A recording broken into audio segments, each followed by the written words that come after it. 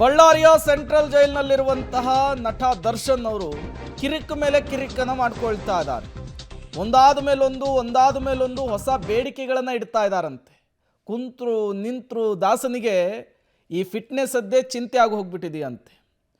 Surgical chair ಆಯಿತು, ಅದಾದಮೇಲೆ T V ಆಯಿತು, ಈಗ ಪ್ರೋಟೀನ್ ಪೌಡ್ರ್ ಬೇಕು, ಟ್ಯಾಬ್ಲೆಟ್ಸ್ ಬೇಕು ಅಂಥೇಳಿ ದಾಸ ಹೊಸ ಮನವಿಯನ್ನು ಮಾಡ್ಕೊಳ್ತಾ ಇದ್ದಾರಂತೆ.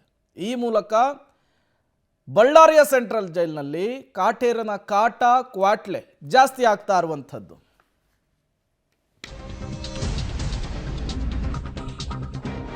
ನೀವೇನು ಅಂದ್ಕೊಂಡಿದ್ದೀರಿ ಅಂಥೇಳಿ ಪ್ರಶ್ನೆಯನ್ನು ಮಾಡ್ತಿದ್ದಾರಂತೆ. ನೀವು ಕೇಳಿದ್ದೆಲ್ಲ ಕೊಡೋದಕ್ಕಿಲ್ಲ, ಅವಕಾಶ ಇಲ್ಲ ಅಂಥೇಳಿ ದರ್ಶನ್ಗೆ ಬಿಸಿ ಮುಟ್ಟಿಸಿದ್ದಾರೆ ಸಿಬ್ಬಂದಿ. ಜೈಲು ನಿಯಮದ ಅಡಿ ಕೈದಿಗೆ ಏನು ಸೌಲಭ್ಯ ಕೊಡಬೇಕು ಅಷ್ಟೇ ಕೊಡ್ತೀವಿ. ವಿಚಾರಣಾಧೀನ ಕೈದಿ ದರ್ಶನ್ ಮನವಿಗೆ ಈಗ ಸಿಬ್ಬಂದಿಗಳು ಕೊಟ್ಟಂತಹ ಉತ್ತರ ಇದಾಗಿದೆ. ನನಗೆ ದೇಹ ಸಾಮರ್ಥ್ಯವನ್ನು ಕಾಪಾಡಿಕೊಳ್ಬೇಕು, ಹಾಗಾಗಿ ನನಗೆ ಪೌಡರ್ ಬೇಕು, ಟ್ಯಾಬ್ಲೆಟ್ಸ್ ಬೇಕು ಅಂಥೇಳಿ ದರ್ಶನ್ ಮನವಿಯನ್ನು ಮಾಡ್ಕೊಳ್ತಾ ಇದ್ದಾರಂತೆ. ಸಿಬ್ಬಂದಿಗಳ ಜೊತೆಗೆ ಕಿರಿಕ್ ಮಾಡ್ಕೊಳ್ತಾ ಇದ್ದಾರಂತೆ. ಹಾಗಾಗಿ ಅವರಿಗೆ ಅವರದ್ದೇ ಸ್ಟೈಲಲ್ಲಿ ಸಿಬ್ಬಂದಿ ಉತ್ತರವನ್ನು ಕೊಟ್ಟಿದ್ದಾರೆ ಅನ್ನೋದು ಗೊತ್ತಾಗ್ತಾ ಇದೆ. ಮತ್ತಷ್ಟು ಡೀಟೇಲ್ಸನ್ನು ಕೊಡ್ತಾರೆ ಅಮರೇಶ್, ದೂರವಾಣಿ ಸಂಪರ್ಕದಲ್ಲಿ ಜಾಯಿನ್ ಆಗಿದ್ದಾರೆ. ಅಮರೇಶ್, ದರ್ಶನ್ ಕಿರಿಕ್ ನಿಲ್ಲುವ ಹಂಗೆ ಕಾಣಿಸ್ತಾ ಇಲ್ಲ. ಸರ್ಜಿಕಲ್ ಚೇರ್ ಆಯಿತು, ಟಿ ವಿ ಆಯಿತು, ಈಗ ತಮ್ಮ ದೇಹ ಸಾಮರ್ಥ್ಯವನ್ನು ಕಾಪಾಡಿಕೊಳ್ಳೋದಕ್ಕೆ ಪೌಡರ್ ಮತ್ತು ಟ್ಯಾಬ್ಲೆಟ್ಸ್ ಬೇಕು ಅಂಥೇಳಿ ಮನವಿಯನ್ನು ಮಾಡ್ಕೊಳ್ತಾ ಇದ್ದಾರಂತೆ. ಏನಾಗ್ತಾ ಇದೆ ಈ ವಿಚಾರದಲ್ಲಿ ಜೈಲಿನಲ್ಲಿ ಬೆಳವಣಿಗೆ ಅಂಥೇಳಿ?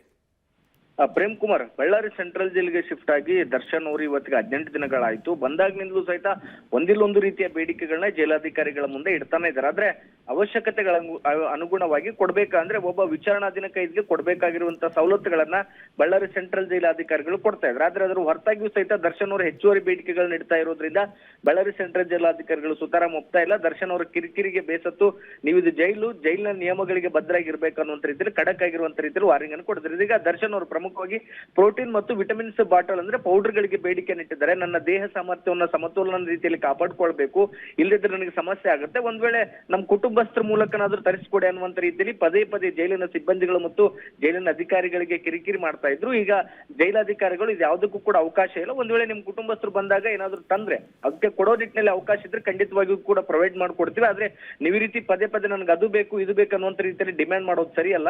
ಇದು ಜೈಲಿನ ನಿಯಮಗಳಿಗೆ ಅನುಗುಣವಾಗಿ ನೀವು ಇರಲೇಬೇಕು. ಪ್ರಿಸನರ್ಸ್ ಸಿಸ್ಟಮ್ ಅಡಿಯಲ್ಲಿ ವಿಚಾರಣಾಧೀನ ಕೈದಿಗೆ ಏನೆಲ್ಲ ಸೌಲಭ್ಯಗಳನ್ನು ಕೊಡಬೇಕು ಆ ರೀತಿಯ ಸೌಲಭ್ಯಗಳನ್ನ ನಾವು ಕೊಡ್ತೀವಿ.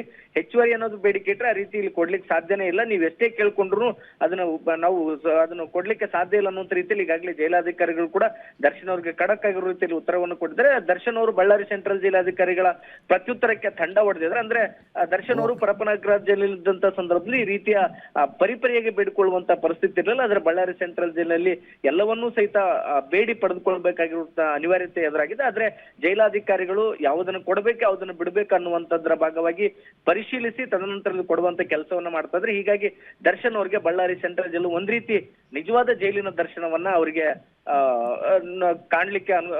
ಕಾಣುವಂತ ರೀತಿಯಲ್ಲಿ ಇದೆ. Prem Kumar, okay, thank you Amaresh ತಮ್ಮೆಲ್ಲ ಮಾಹಿತಿಗಾಗಿ.